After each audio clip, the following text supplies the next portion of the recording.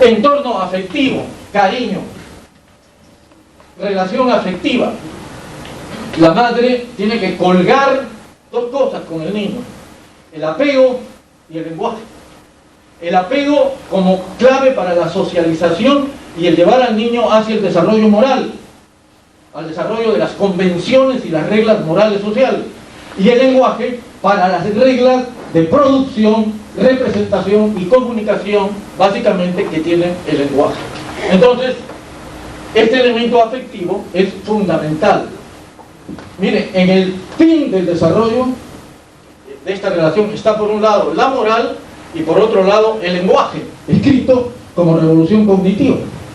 Y aquí la importancia de la madre es básica para el enganchamiento al niño en la interacción lúdica, lingüística, con un entorno afectivo. Y luego, modelos congruentes. Por ejemplo, un padre que le habla quechua y español simultáneamente al niño, o una madre que le habla quechua y español, la madre. O sea, la madre frente al mamarrachito de 3 meses, 4 meses, 10 meses, 12 meses, 20 meses, le habla quechua y español. Obviamente el niño hace una mezcolanza increíble de los dos sistemas fonológicos, de los dos sistemas sintácticos, de los dos sistemas de vocabulario, y no tiene una estructura limpia de ninguno de los dos. La posibilidad de que sea un semilingüe es inmensa, no por el niño, es por una mala política lingüística en la crianza. No se orienta, ¿no? La madre debe hablar la lengua materna y exclusivamente esa lengua. Si hay otra habla, la que la hable el padre, pero que cada uno de ellos sostenga la lengua que habla. Si el padre habla español y la madre habla quechua, el niño va a salir bilingüe. Pero si padre habla quechua y español y madre habla quechua y español, el niño no tiene recursos discriminativos, no tiene cómo diferenciar los dos sistemas, porque el niño bilingüe, en un ambiente bilingüe, va a tener dos maquinarias de lenguaje, como la que hemos visto en el cuadro pasado, y para que se forme necesita el elemento discriminativo, que papá le hable una lengua, que mamá le hable otra lengua, y con ellas configura las dos maquinarias diferentes. Entonces, cuando recibe el mensaje en español, identifica inmediatamente a la sonoridad de qué se trata y activa su maquinaria en español. Cuando le hablan en quechua, identifica la maquinaria quechua y activa esa maquinaria y la procesa. Cuando no hay discriminación, pasa lo que pasa en el Perú: una mezcla increíble con dificultades cognitivas. ¿Por qué? Porque se piensa con el lenguaje, entre otras cosas. La siguiente, antes que me cancele. Sí. No, todavía no he terminado. Sí, un poquito más. Recién estamos calentando fuerte. Ustedes, cuando quieran que me vaya, sí. Yo entenderé perfectamente. Quiero terminar acentuando algunos aspectos del desarrollo muy rápidamente. El desarrollo del lenguaje es desde el nacimiento. El primer año, 0 a 12 meses, el niño no habla. Va a hablar en el borde de los 11, 12 meses sus primeras palabras, pero todavía no va a usar el lenguaje fuertemente. El prebalbuceo de 0 a 6 meses y el balbuceo de 6 meses para adelante. El balbuceo es una etapa importantísima. ¿Por qué? Porque el balbuceo es el primer ejercicio que hace el niño de producción fonémica, fonemas y prosodia, el cantito, la estructura rítmica de la frase que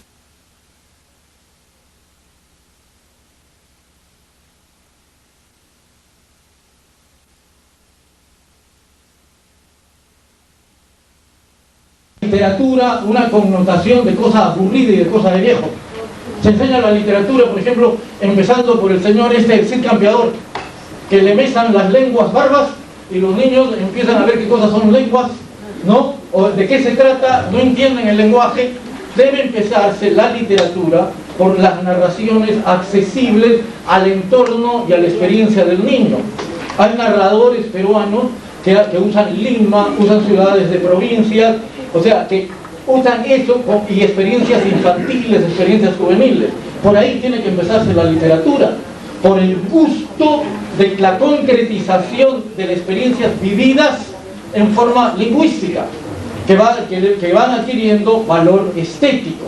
En cambio, les mandan una literatura, ¿no?, de la cual están totalmente alejados, la Edad Media, del Cid Campeador, española, de los godos, no, y el niño no entiende de qué se trata, ni por qué esa cosa es tan maravillosa, porque realmente pierde todo valor. Y exposición a la segunda lengua, que se recomienda empiece a los 8 años, y no empiece a los 13, 14 años, sino a los 8 años, una vez que se ha consolidado el lenguaje materno. Termino, ahora sí.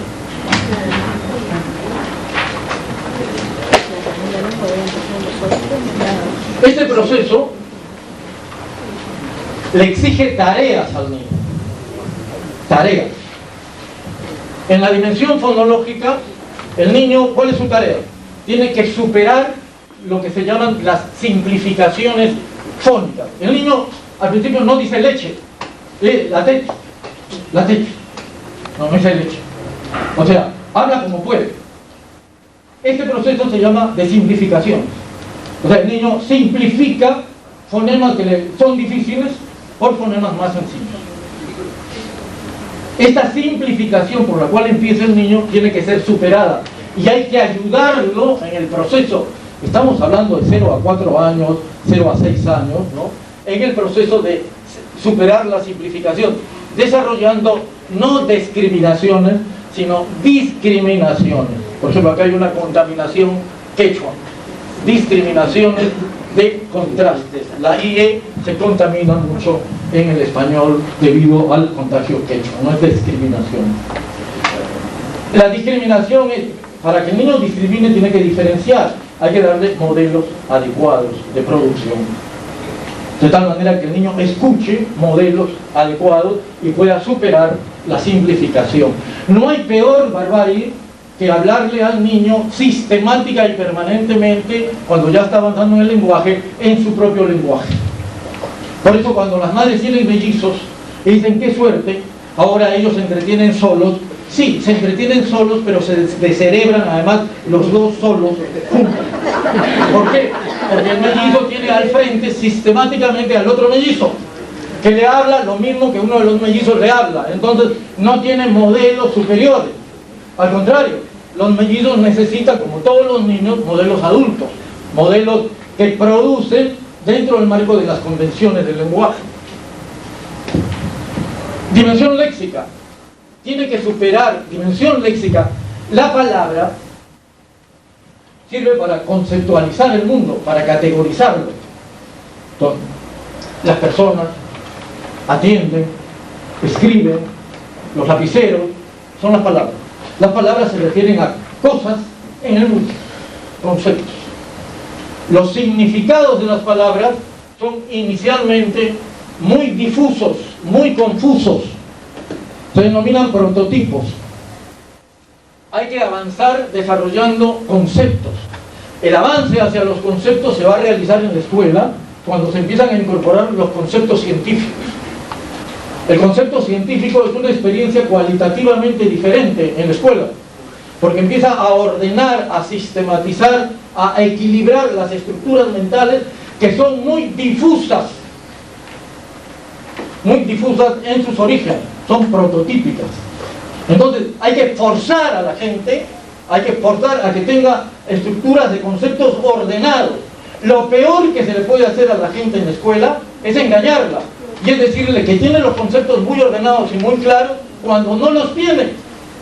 Porque lo que tiene que hacer la escuela es justamente modelar los niveles de conceptualización.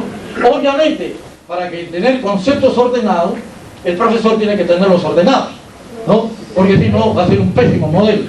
Si el profesor tiene modelos confusos, modelos que no discriminan, entonces, entre los diversos segmentos de realidad a los cuales hacen referencia a las palabras, los cuales son rotulados, el problema y el resultado va a ser el niño. Acá tenemos serios problemas después con la lectura. Superar gramáticas telegráficas y desarrollar gramáticas complejas. La gramática telegráfica es esta, la digo rápidamente antes que me expulsen. Tarzán ama Jenny. Ustedes ven que Tarzán ama así, Tarzán, amar, Jenny. ¿Qué hace? Dice dos nombres, Tarzán y Jane, emisor Tarzán, receptor Jane, y la acción, amar, ¿no? Pero ese Tarzán después va a decir, yo te amo a ti, Jane, amar, ¿no? Yo te amo a ti.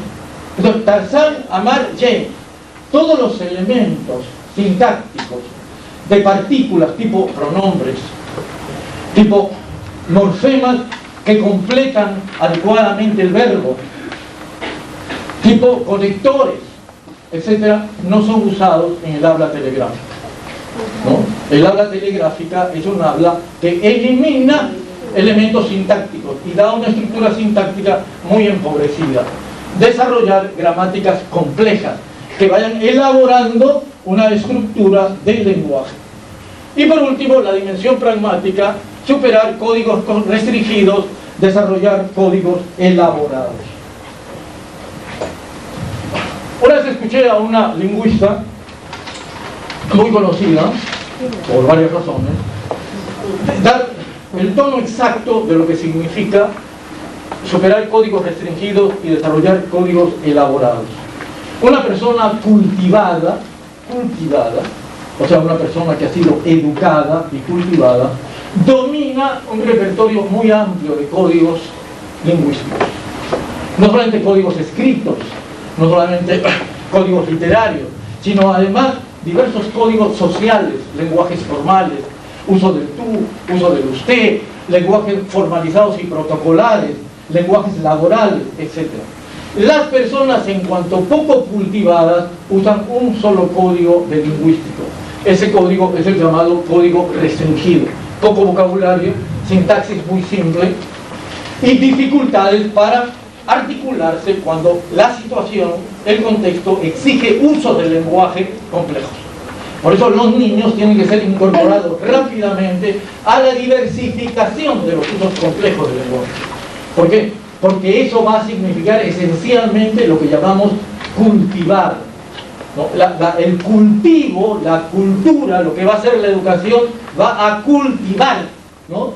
Entonces va a desarrollar estructuras cada vez más amplias y más complejas de discurso. Estas son las vallas básicas que tienen que superar el niño en su proceso de adquisición del lenguaje. El objetivo es, 2 minutos más, monta su estructura mental y con esa estructura mental usa el lenguaje para 4 tareas básicas. Primero, la primera tarea, autorregulación de su conducta. El lenguaje es el principal mecanismo de autorregulación de mi conducta, el establecimiento de mis propósitos, de mis fines. El lenguaje articula mis desplazamientos motores, los suaviza. El lenguaje le da intencionalidad a mi conducta, dirección de largo plazo. Entonces, una función básica del lenguaje es la autorregulación. Otra función es la comunicación. El lenguaje permite que mi mente interactúe con otra mente. Comunicarse es interacción entre mentes. Si yo he logrado algo ahora y me he comunicado es porque mi mente ha interactuado con las de ustedes. Ustedes han seguido mi proceso de significaciones. Lo aceptan o lo rechazan, es otro problema, pero lo han seguido. Ahí nos hemos comunicado. Pero lo han seguido, ¿por qué? Porque hay otra función de mi lenguaje fundamental.